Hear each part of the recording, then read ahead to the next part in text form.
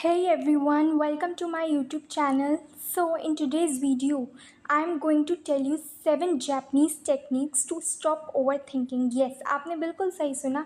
आज की इस वीडियो में मैं आपको 7 ऐसी जापानी टेक्निक्स के बारे में बताऊंगी जिससे कि आपकी ओवरथिंकिंग बिल्कुल कम हो जाएगी. तो लेट्स स्टार्ट. सबसे पहली टेक्निक है इकिगाई. इसका मतलब होता है कि आपकी लाइफ में कोई पर्पस होना चाहिए. यानी कि आप सुबह उठ रहे हो तो आपको पता हो कि आपको क्या करना है. इसके 4 रूल्स होते हैं. सबसे पहला, डू वॉट यू लव. आपको जो पसंद है अपनी लाइफ में आप वो कीजिए. दूसरा, do what you are good at. आप जिसमें अच्छे हैं आप उस चीज़ को चूज़ कीजिए.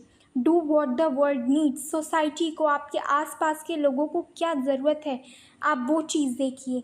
साथ ही साथ do what you can be paid for. यानी कि आप किस चीज़ से पैसे कमा सकते हैं आप वो काम कीजिए. दूसरा है शोशिन. यानी कि approach things with a beginner's mindset. If your mind is empty it opens to everything. यानी कि आप जब भी कोई नई चीज़ सीखें, नया काम शुरू करें, बिल्कुल ज़ीरो से स्टार्ट करिए. यानी कि ऐसा समझ लीजिए कि आप बिल्कुल डम हैं, आपको कुछ नहीं आता. तभी आप सामने वालों की बातों को अच्छे से समझ पाएंगे, अपने काम को अच्छे से समझ पाएंगे. तीसरी है वाबी साबी.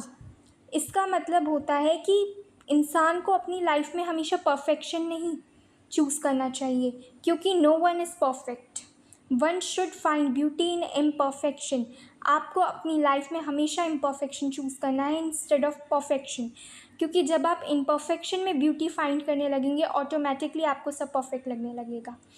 फोर्थ इज़ शिनिन योकू. इसका मतलब होता है फॉरेस्ट बाथ. जैसा कि आप देख सकते हैं, शिनिन का मीन्स है जापानीज़ में फॉरेस्ट और योकू का मीन्स है बाथ. यानी कि एक इंसान को ज़्यादा से ज़्यादा जितना हो सकता है उतना समय नेचर, प्रकृति के साथ स्पेंड करना चाहिए. उससे उसका माइंड फ्रेश होता है, साथ ही साथ वो रिलैक्स फील करता है और अपने आप ही आधी से ज़्यादा टेंशन्स ख़त्म हो जाती हैं. Fifth is kaizen.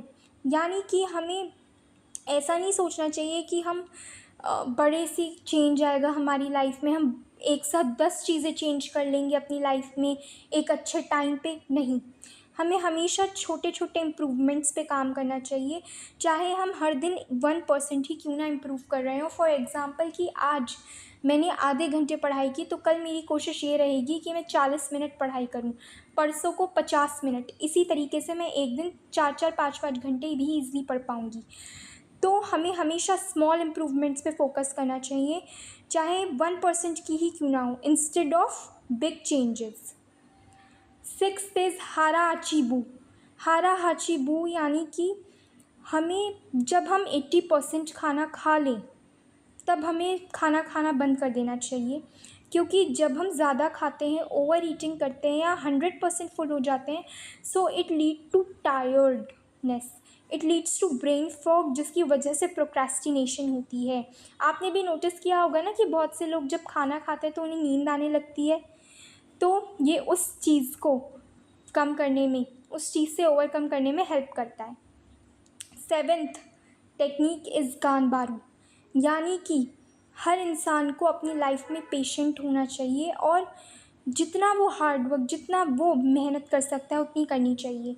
It doesn't matter आपको स्लो प्रोग्रेस ही क्यों ना मिल रही हो, फिर भी आप अपनी लाइफ में पेशेंस रखिए. देखिएगा फिर आपको वो चीज़ कितनी जल्दी मिलती है. So I hope you like my video.